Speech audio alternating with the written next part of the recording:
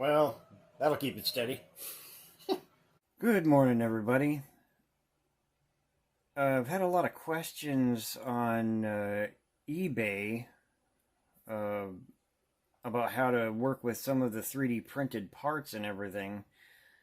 And basically, I'd just like to share a couple of helpful hints and everything for, might be able to help you build some better models.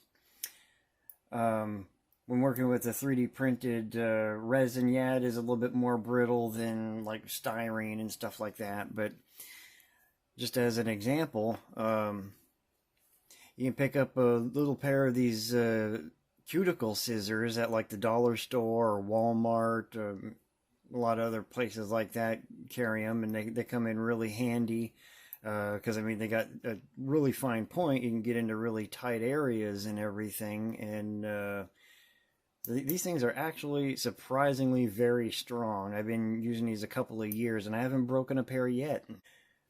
Basically, just to try to give you some tips on how to like get some of the parts, especially like if you like some of the models that I sell. Some of the really fragile pieces I try to leave on the supports to try to keep the part from getting broken during shipping or anything like that. And then some people, I guess, might be having problems getting the part off the supports without breaking the part. But basically the easiest way would be like just to cut down at the very bottom of the supports. Because then a lot of what's left of the support usually just breaks free and goes flying. I mean, granted, it makes a heck of a mess. This stuff flies everywhere. I mean, also watch out. You might want to wear some safety glasses because I've caught it in the eye a few times, and I've had it fly up in my nose and in my ears and everything else. But basically, just cut along the bottom of the supports.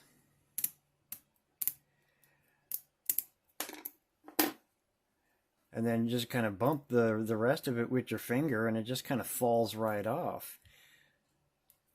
But also, if you noticed how I kept moving my fingers along the part and everything, that's to try to dampen any vibration, especially on some of the really fragile parts like door mirrors or something like that. The thinner it is, the more likely it is to try to break on you. But if you just try to like, even at least just resting your finger on the part while you're cutting the supports, that way it'll dampen any vibration and everything, and you probably won't have a busted piece.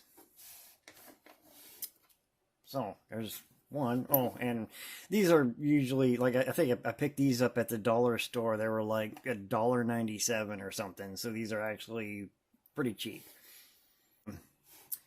Somebody else asked me about chrome.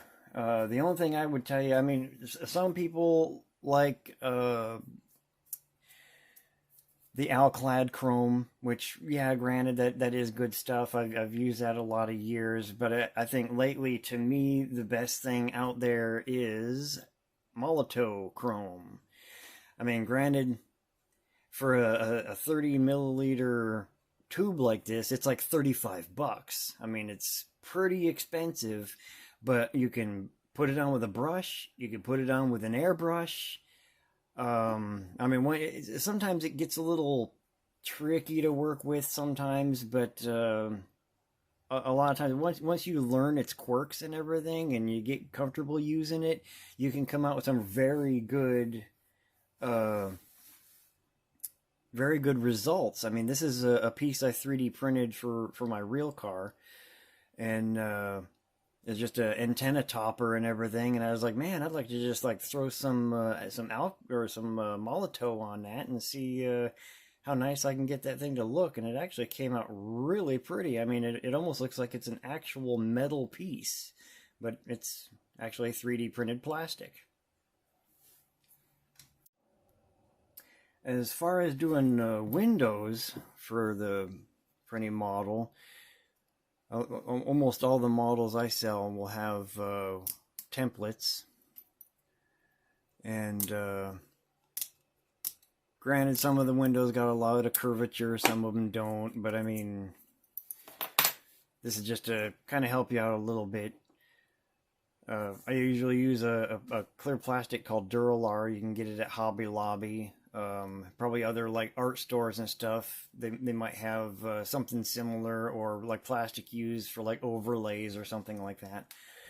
But I mean, I like using it because I mean it's nice because you can bend this, and it's like some plastics you bend it and it turns white along the edge where you bent it and everything.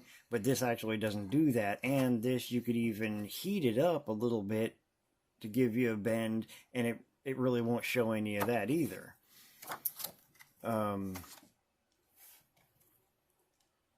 And most glues will still stick to this. Regular Testors model glue, not so much, but you know, super glue and stuff like that usually still works. But you know, once you get the template and everything, I mean, then it's pretty much easy because you just gotta trace it out and cut it out. And then even for like a curved windshield, this is out of the 62 to 64 International Travelall. I mean, you almost don't even have to take it off the supports, but the model I sell would, you know, these would be off the supports anyway. But you know, just kind of like lay it over it and just kind of hold it against there and everything. Trace it with a Sharpie, or I mean, I even use like the backside of an X-Acto blade and just kind of etch a line so that way you know exactly where to cut it. And then as far as gluing it in, I would use like Laser Bond or one of the other like UV glues. You know, it'll come like a pen. You'll have, you know, it'd be like this thing here. Because in that way, especially like Laser Bond comes clear and it cures clear, so you don't have to worry about seeing it, even if you do get a little bit on the glass. But it's kind of thick, but sometimes when you like pull away from the surface, it might try to like get a little stringy. It might like whip a weird looking dragon tail across your glass. So sometimes you got to watch out for that. But like if you're, you know, careful with it, you put it into a couple of strategic places on the inside the body when you're installing the glass and everything. And of course, you know, it has little UV light to cure it.